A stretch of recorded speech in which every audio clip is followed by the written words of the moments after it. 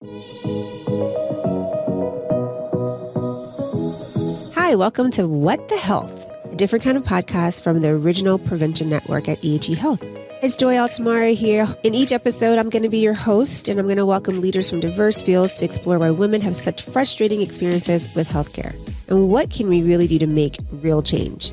It's the only podcast that explores the full scope of these issues, and I hope in depth and from all angles, amplifying the voices of women whose interactions with the system has led them to exclaim, "What the health?"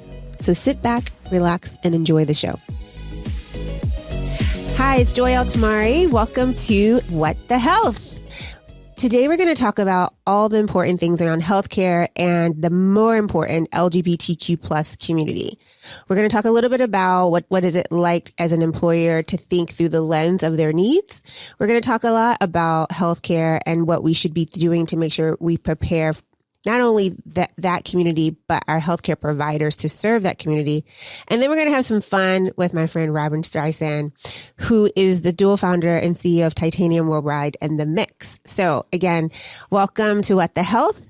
I'm your host, Joy Altamari, Chief Revenue Officer at EHE Health. And I'm so happy to have my friend Robyn Streisand here. Hi, Robyn. Hi, Joy. Thank you so much for having me. I'm so excited to be here. Traffic and all, and New York City is back at it. If you didn't think New York was back, I think this week, the last 2 weeks, it's completely back. Number one, horrible weather in spring. So that's New York. And traffic. And my God. The horns and the blowing.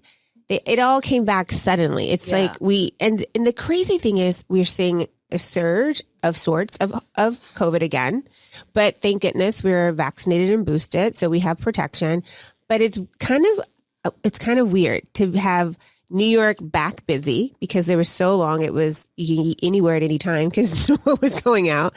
So having to wait for reservations for a couple of weeks. Yeah. I was trying to get reservations at that new place, Genesis in Meatpacking. Yes. 3 week wait for the weekend. I hook you up, girl. Okay, thank you.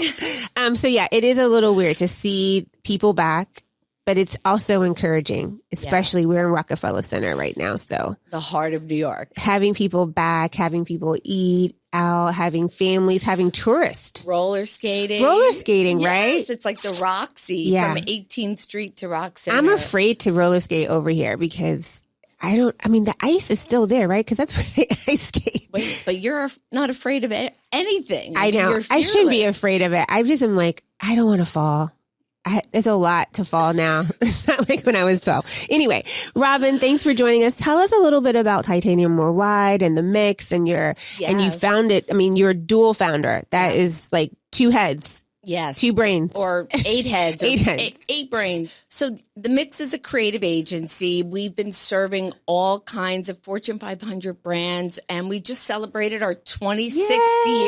Woo!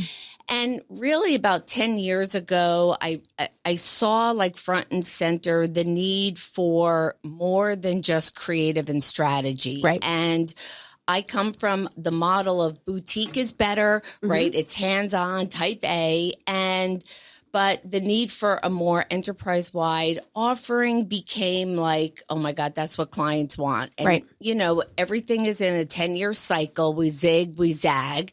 And before you know it, here we're ideating and inventing kind of like the holding company of the future. Yep. And also at the heart of The Mix and now Titanium Worldwide, diversity, equity, and inclusion has been our DNA, our heart and pioneers. Soul. It's way before it was a thing. We were like bringing this on about communicating to the underserved.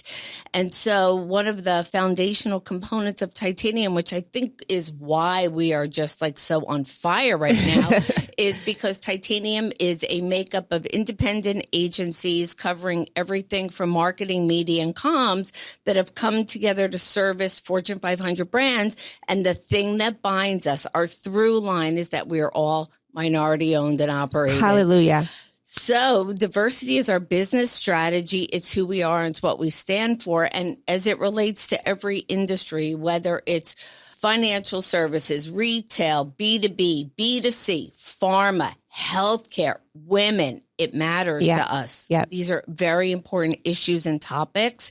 And we have a point of view and a voice and something to say about all of them. Yeah. And I think what I love the most when we met, not only that are you passionate about DE&I, but you are an expert in searching for the truth. Yeah. Like, what is the truth behind X, Y, or Z? It's not trendy. When you talk about being in this business for 26 years, you really are the pioneer around the concept of inclusivity and equality, or equity. That's what the E stands for, not equality. There's two different words meaning two different things. We can get into it later, but you really are the pioneer behind it. And one of the things that I love the most is, this podcast is really trying to talk about what's going on in female health and really this world that we live in that isn't equitable from an access perspective or even a conscious level of how physicians deal with us.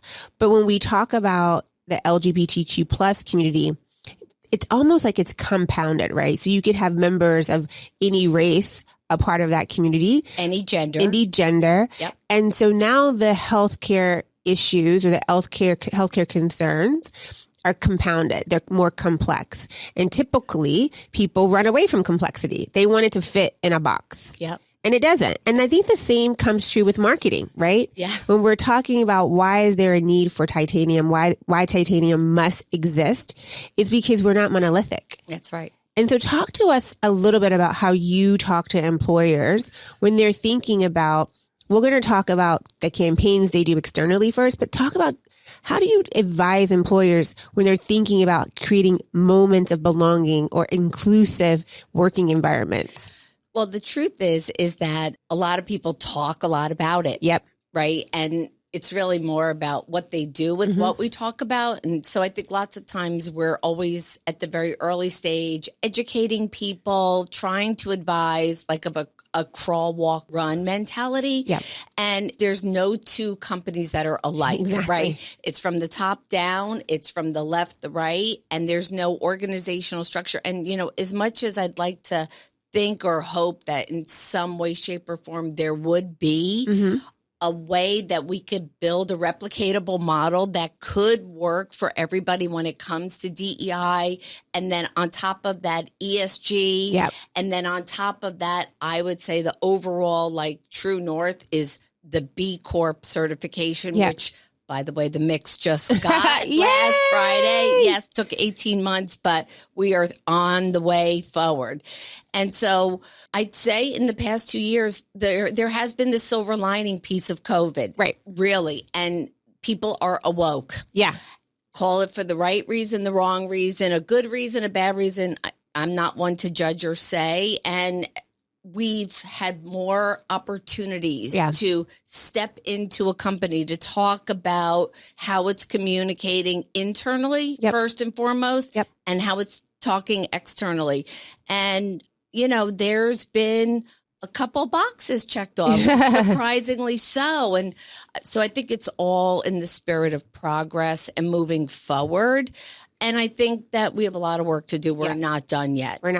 And when I look across the spectrum to what you said earlier, which I think really resonates with me so much, is that it's not just about what race or what color you are. Right. The gender piece is a hot topic. Yep. And so now one of the titanium agencies, the Fluid Project, they were actually the first ever retail store to offer gender non-conforming, a line of clothing and products and all kinds of merchandise that were for the community, by the community. And that was 5 years ago. Wow. So again, ahead of my time, identifying and finding reasons and people and places that are really pioneering this new world in which we live in. And so now Fluid has evolved because of COVID, of course, and they do not any longer have their retail store physically, but their e-commerce platform has blown up, right? And also the community is more alive than ever. And they are raising their hand. They're saying, we're here, we're queer, we're they, them, and everything that goes along with it. And I'd say most people in corporate America are really being called to the mat. I agree. And they don't know what to do about it. And so now the Fluid Project is actually offering this training and development that's all around getting fluid certified. Wow. So it's like the 3.0 of like this unconscious bias training is all about gender and nonconforming and, you know, really embracing the community, giving them tools and techniques and, you know, just how to overcome their fear of not knowing. And it's not like whether you're Hispanic or African American walking into the room, you really don't know who these people are. And it's just taking on a whole new shape and form. I love how you're saying it's the next level of unconscious bias. And I think part of what we're trying to do again with this podcast is to raise the consciousness of the dialogue, to encourage, like you said, there's an awakening happening, whether it's the impetus was good or bad, we won't judge, but there is a moment now where we need to provide better resources and education around certain topics. So you mentioned they, them, and I think non-binary and transgender is always a topic that people seem to have a love of unconscious bias. One, primarily because they don't know what it is. They don't understand it. They haven't taken the time to research or be open to being educated around it. How do you work with employers to help them wrap their head around what they should be thinking about and making sure that it's not an afterthought? Yeah.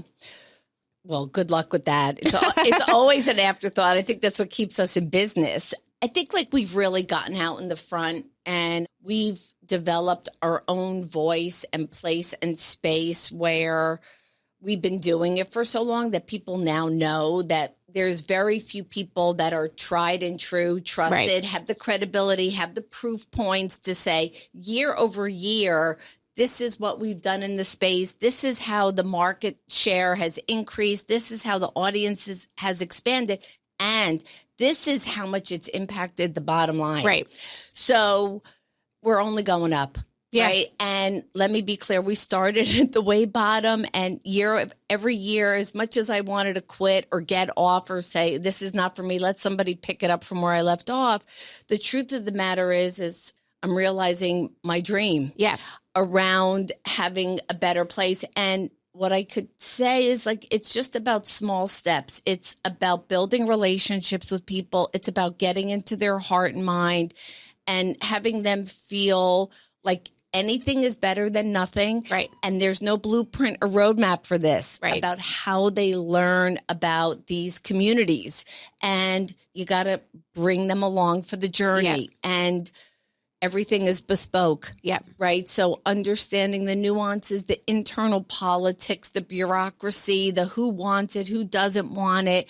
And like, I'm always about like the bigger picture point of view, looking down from above in, and then seeing like what they want to accomplish. Like what would a good KPI be? Not 10 KPIs, one.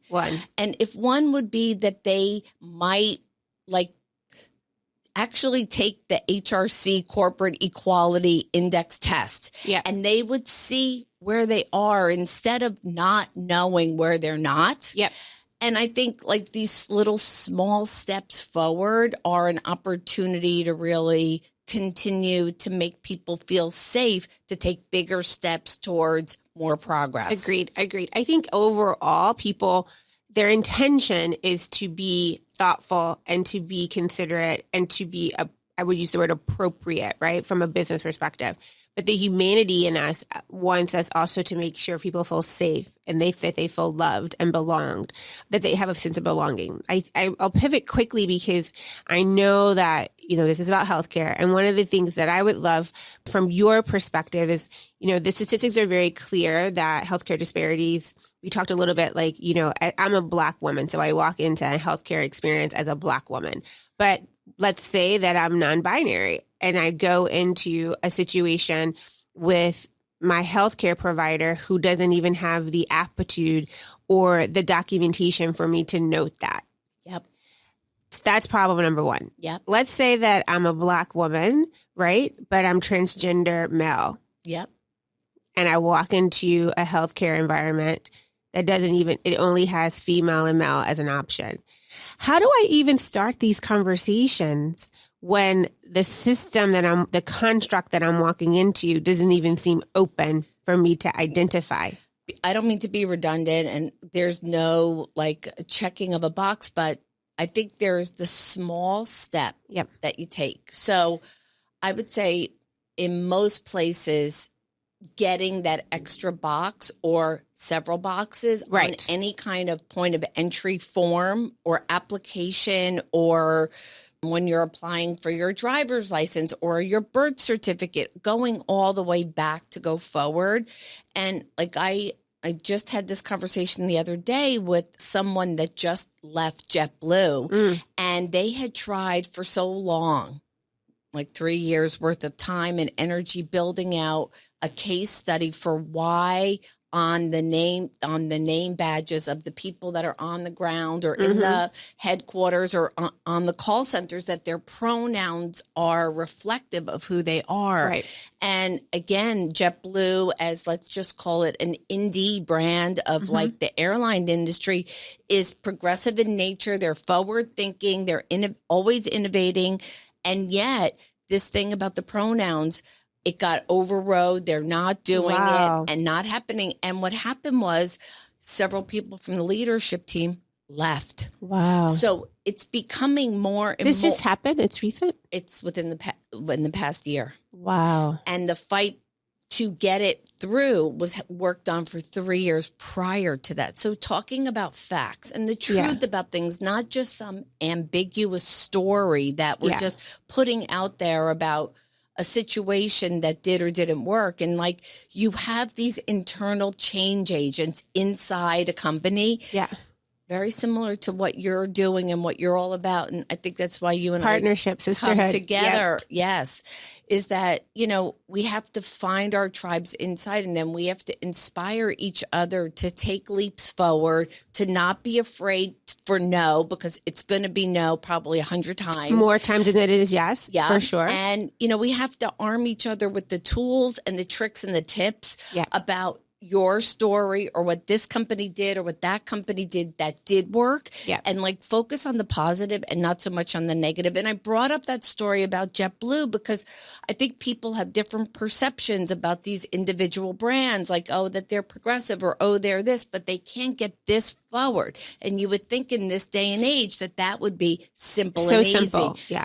And it becomes an issue. It comes from the top. It comes from the board of directors. Yes. It's like the union. Like, people are confronted by these communities and they just don't understand. They are unwilling to want to learn. And, what resists persists. Yeah.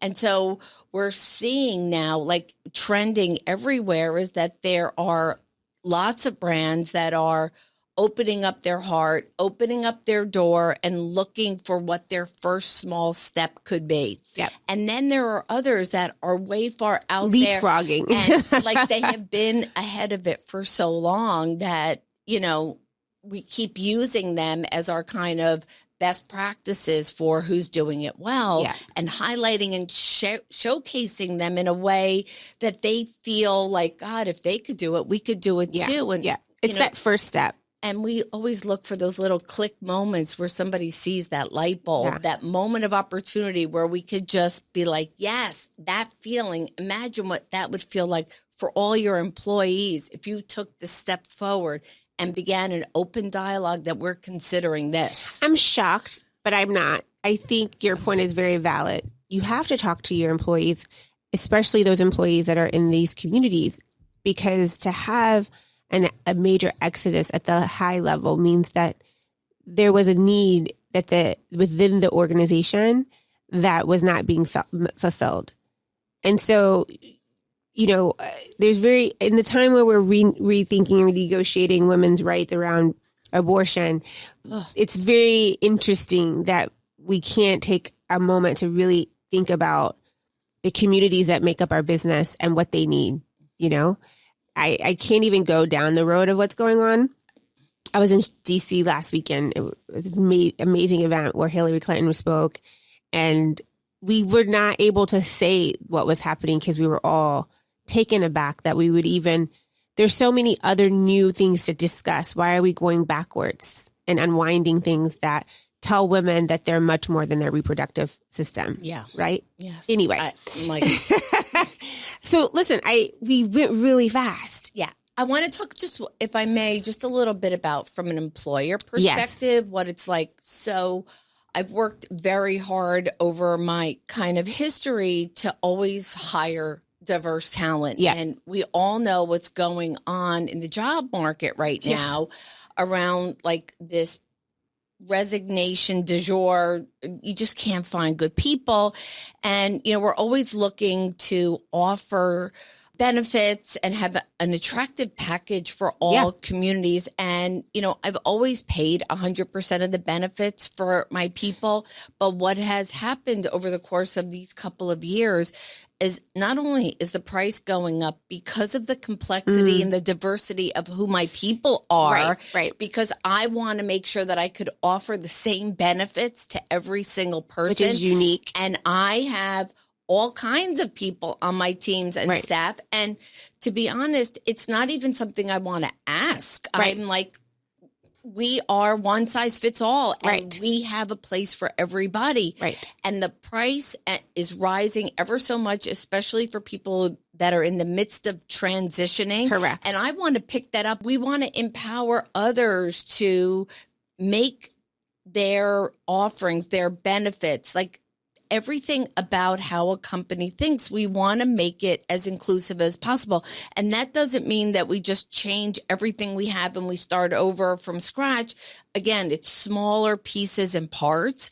But when I think about just the healthcare pricing and the information that's available and just tying it back to what matters, like we have to be able to give our people peace of mind that not only for themselves, but their families or their younger children who also might be part of LGBT. They might be Black.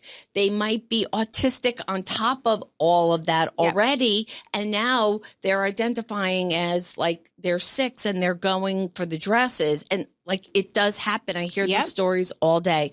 And it doesn't mean that the pricing of insurance should keep going up so that we can't offer it. And so as a business owner, we're always compromised about what is real value for your people. And all I want to do is keep the people that I have, and I love them so much. And without them, there would not be me. So I'm not selfishly trying to like retrofit something so I could give them something that they're not entitled to. I think everybody should have the appropriate package and benefits that suits wherever they are in their life, in their journey. And there are so many unknowns out there around where the future is going and what the future of health is. And all I could say is without people like you, evangelizing that women are seen, that diversity, equity, inclusion is embraced at the heart, at the core, like it takes a small village, but we couldn't do it if we weren't in it together. I think what you just said is so important because what you're talking about is policy change, and it's the root of this podcast, right?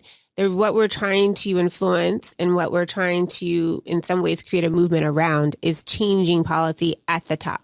So you don't have to worry about if you have employees that are within the LGBT plus community, if you have transitioning employees, their medication should be covered 100%, as if I needed to get allergy medicine. It should be covered 100%.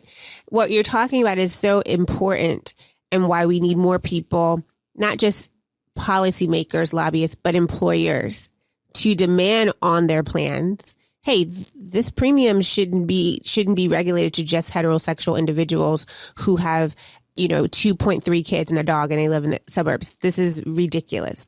I need a plan that encompasses all the diversity, all the beauty that exists within my employee population.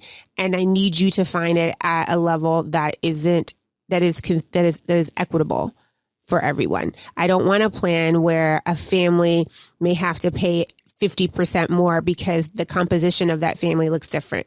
It doesn't happen until someone like you says, this doesn't work for us. I will not change my mission and vision of recruitment and retaining employees. You need to change your pricing model. You need to change what's the policy that you have now. Explain to me why this is more. And I think when those questions are asked, people stop Yep. and they listen Yep. and they change.